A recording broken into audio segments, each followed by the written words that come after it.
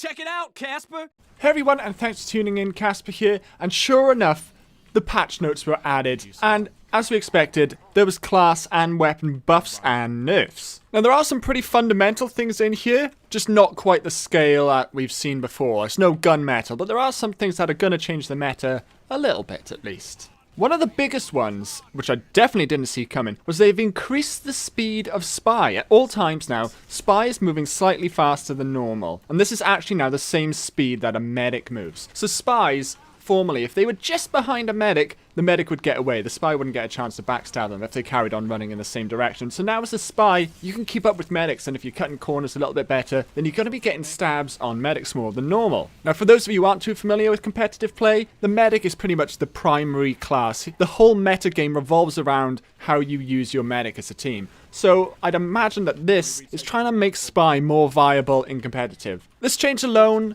is probably not going to achieve that, but it's an interesting addition and something as a Spy main, I'm interested to go and play some. The next biggest change, or possibly even bigger, is a couple of things that they've done to the medic. Primarily to the quick fix. They've reduced the additional charge rate down from plus 25 over the regular medic gun to only 15% over the regular medic gun. So obviously it is still better, but not as much better. In fact, I now believe it's exactly the same as the Kritzkrieg, so there's definitely bringing all the mediguns closer together, because I think the common opinion was that Quick Fix was such a simple choice that it was overpowered, essentially is what people were trying to say. And they've also taken the property that the Quick Fix has to make you go faster when you're healing someone of a faster speed, and given it to every medic gun. Now it doesn't actually say here that it makes you jump or go with the Demo Man shields, so I'm assuming this literally only applies to scout speed, or if your heal target's maybe being whipped. I don't even know if it carries over to that, but it's nice to have, and it's definitely increased the medic in general a little bit better. And there's two more changes here which are meta game impacting, and it's that Pyros have had a buff, so when they do direct damage to someone who's being healed, is that it reduces the effects by 25%. So basically, if the medic is healing a heavy, you're a pyro and you fill them with flames, or, you know, you're shooting the heavy with your fire, whilst that is happening, the heavy is healing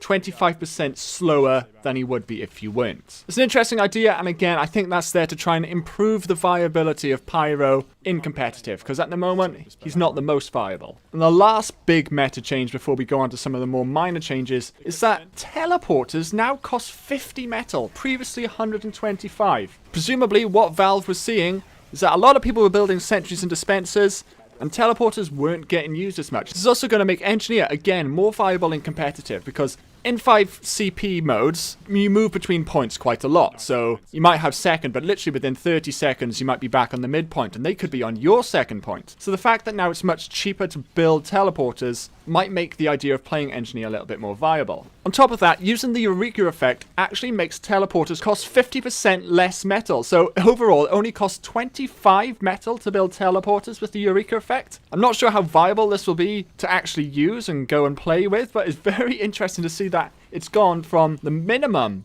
of 125 down to a minimum now of only 25 metal. Hopefully we'll see Engineers being a little bit more team useful. Other than that, I don't really care about most of the other changes. They tried to nerf the Criticola by adding Mark to Death for 2 seconds after the buff has expired. What's that meant to achieve?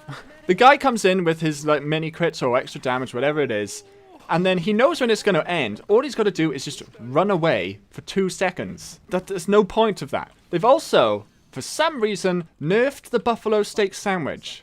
I'm not sure about you guys, but I never noticed any problems with the Buffalo Steak Sandwich. I don't think I was getting wrecked by melee heavies particularly often. One of the most complained about weapons, the Thompson, has had some changes. And if anything, it's made it stronger, and it's not removed the most probably problematic element, was that it would reduce medigun charge. And that, whilst is, you know, fair enough in sort of a pub environment, it's so game-breaking in a competitive environment because of how critical a medic's Uber is, that it's just stupid to have it in the game, to be honest, at least from a competitive perspective. And of course, the other thing that's often complained about is the Darwin's Danger Shield, which, according to Valve, is absolutely fine. So there's a large number of other changes there. I don't want to touch on them all. I think I've picked out what I consider the biggest ones and the biggest absences, really. So go out there and start headshotting with the Sydney Sleeper, and covering people in piss. Thanks everyone, I'll certainly be covering this update in more detail, so don't forget to subscribe if you haven't already. Thank you and goodbye.